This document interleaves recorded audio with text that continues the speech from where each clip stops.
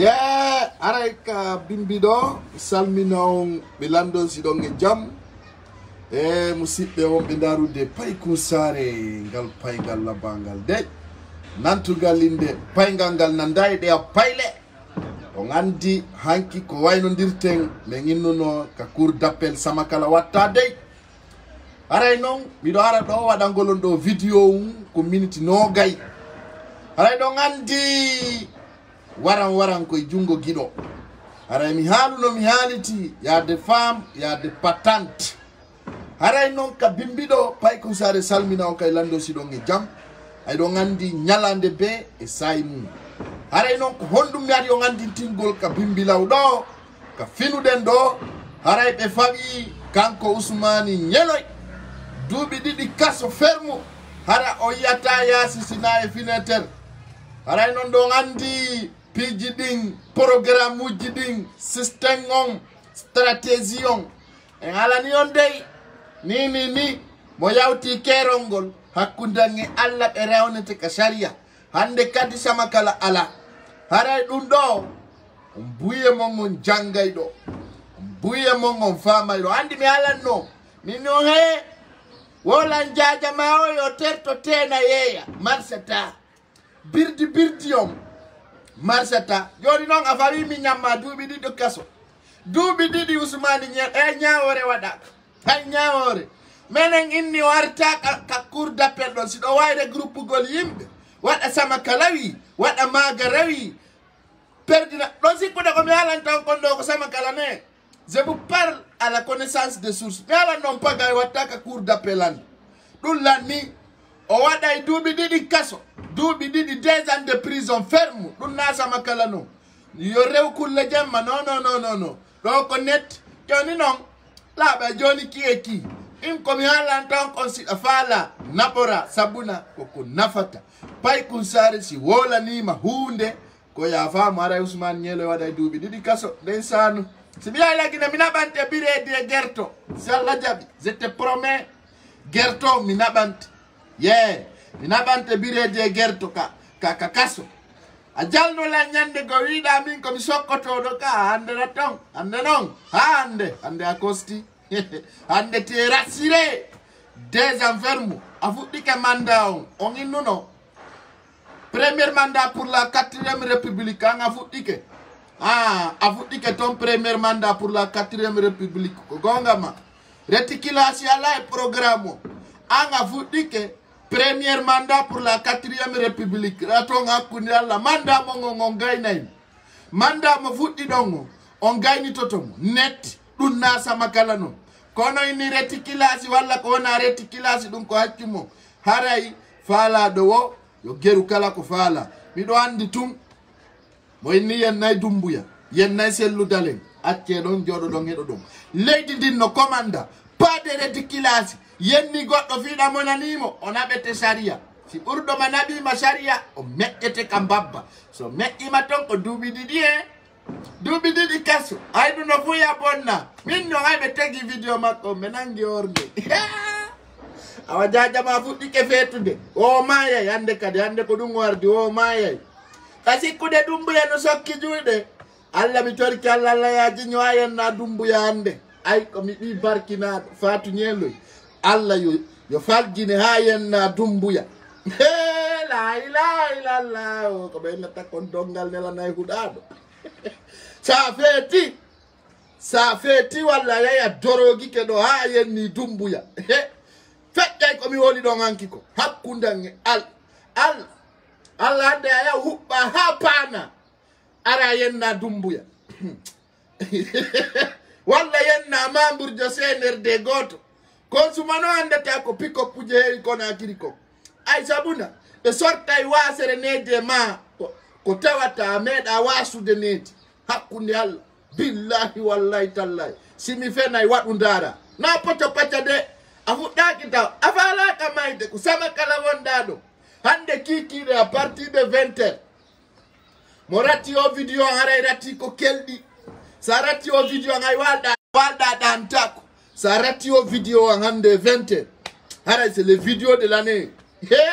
la ilaha illallah Muhammad Rasulullah sallallahu alaihi wasallam. E otang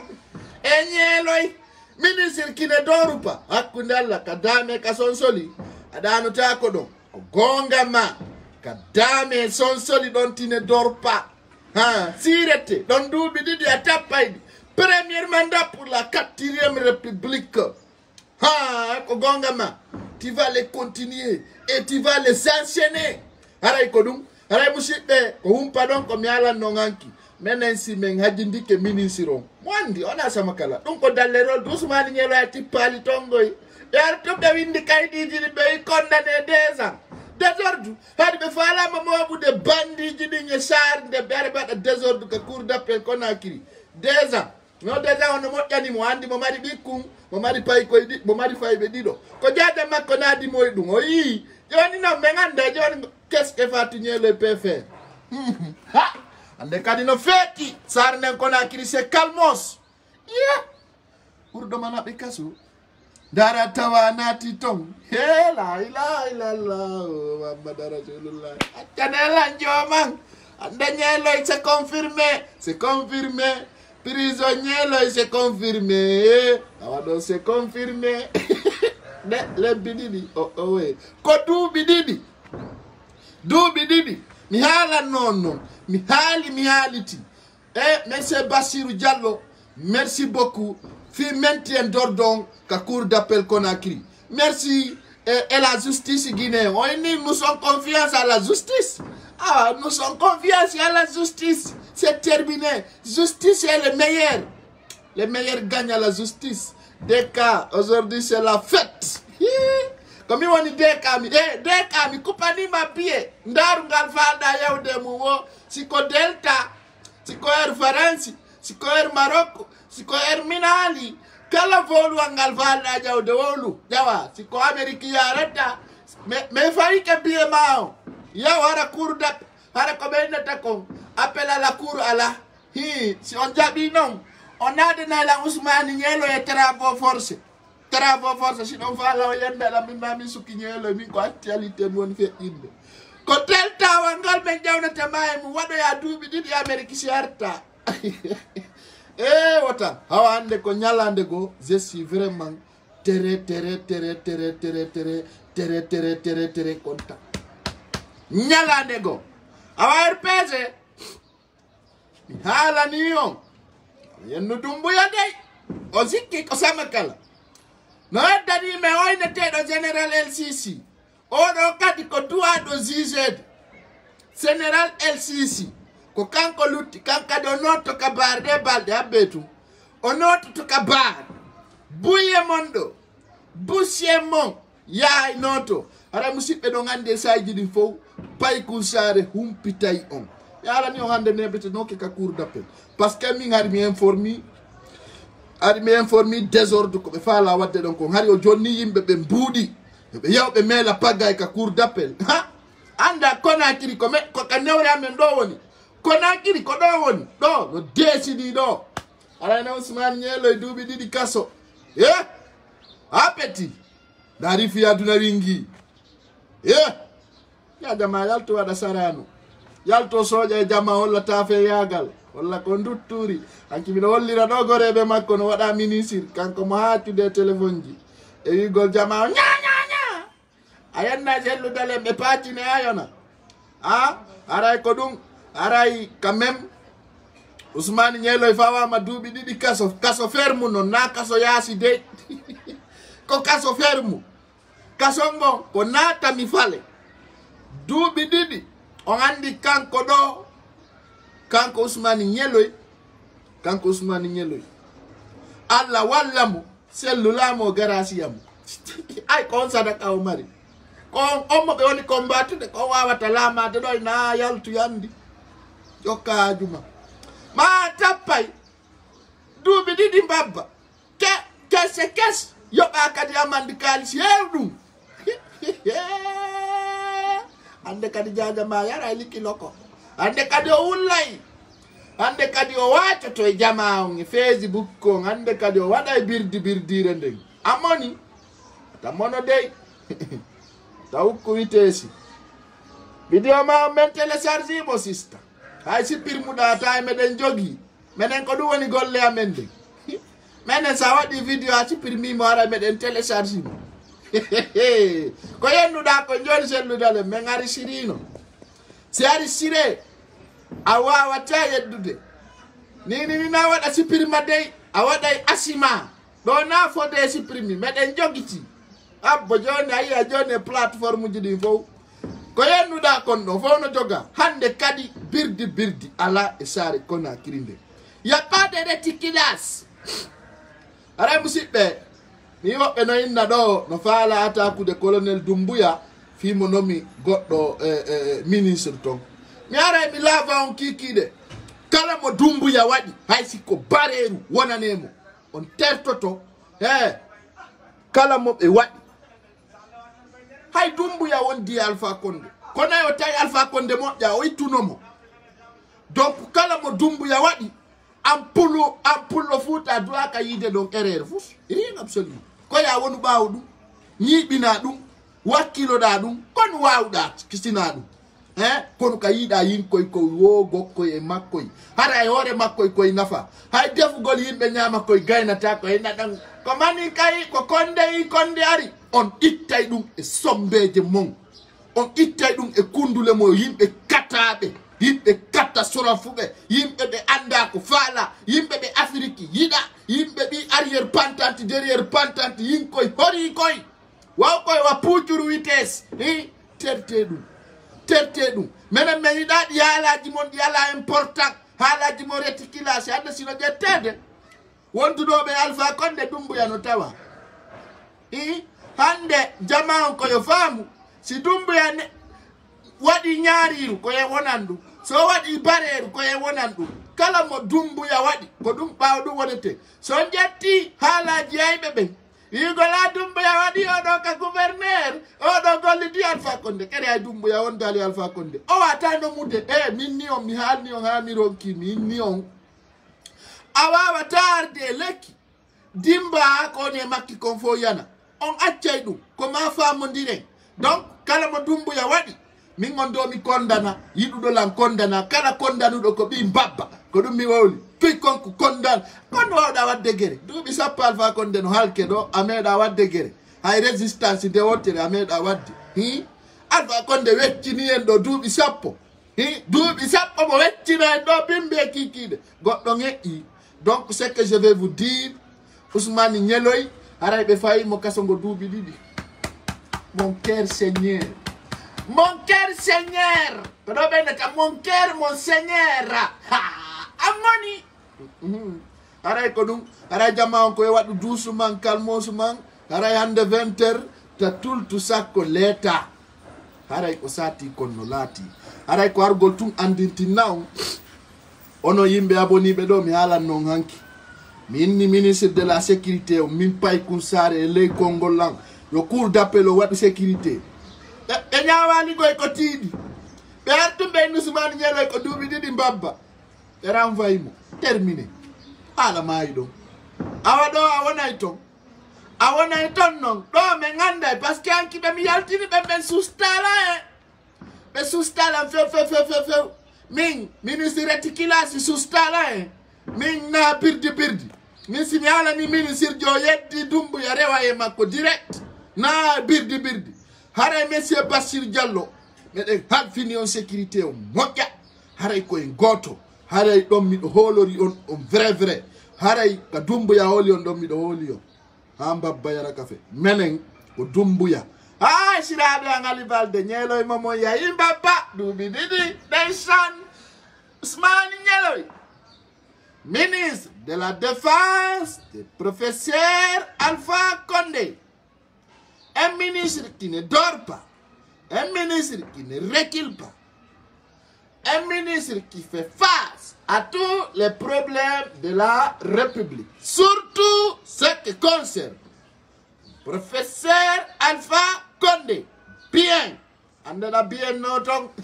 andana wala ton bien. Aduna munye, wala ni. Bonsoir et bonjour,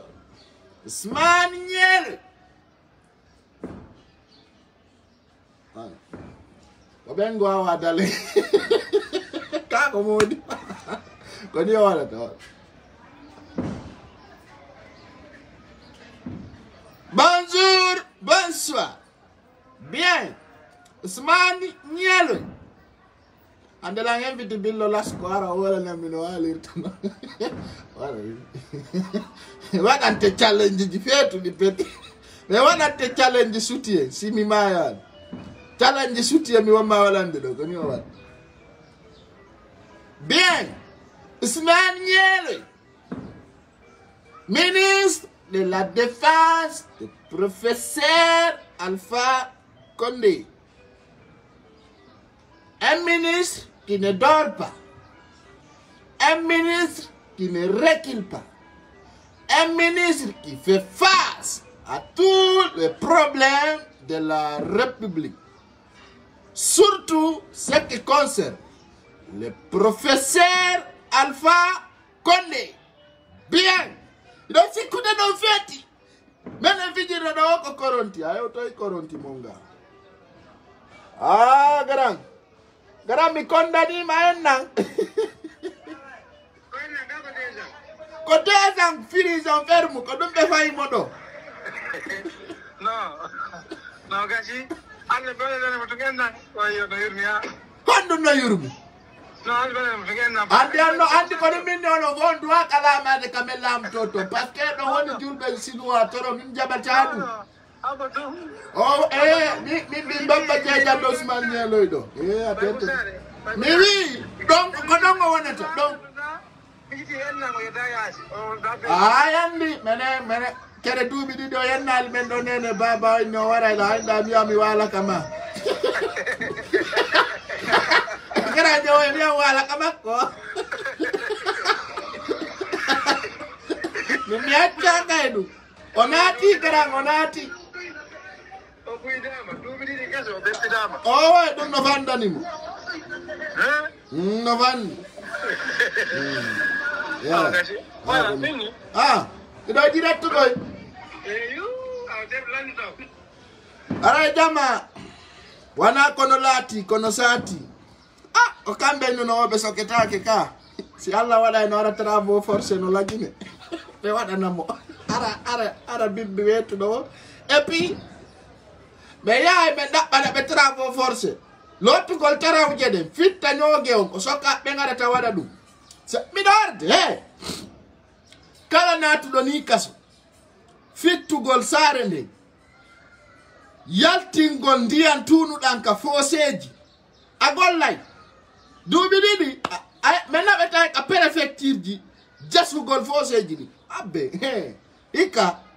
so yaltiɗo wawa koni tulbasi o newtano pay ko saare neworino haray ko ɗum won nder ton o waɗa duuɓi ɗiɗi kaso musidɓe haray hande kikkiɗe foppu no nodditta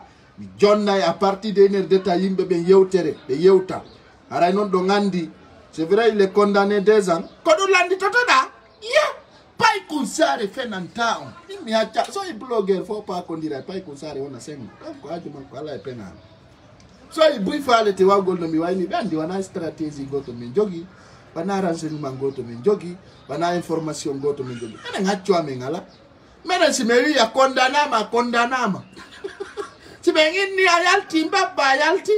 si ɓe inni a yoɓa yamanda a yoɓay si ɓe inni ministre on o waɗay si ɗo on ɗo lutti jaja makko o wande mo faala mayide yo yar poson en naka se siside yo waɗu ɓoggol ka dande o ndara so mayata goɗɗo no mayi laabe yanki goɗɗo mayi koloma mayde me tayɓude allah ya joɗɗa ka o ɓe ka sa faala mayde si champule min sa landi ke lanno mayirta maye net allô ouais ça va oui où ça non rien ok pardon c'est pas vrai je te dis c'est pas vrai y a rien. Non, y a rien. C'est ça que je veux vous dire, chers Guinéens. Donc, restez connectés et d'énumérer meilleur. C'est ça qui gagne. Donc,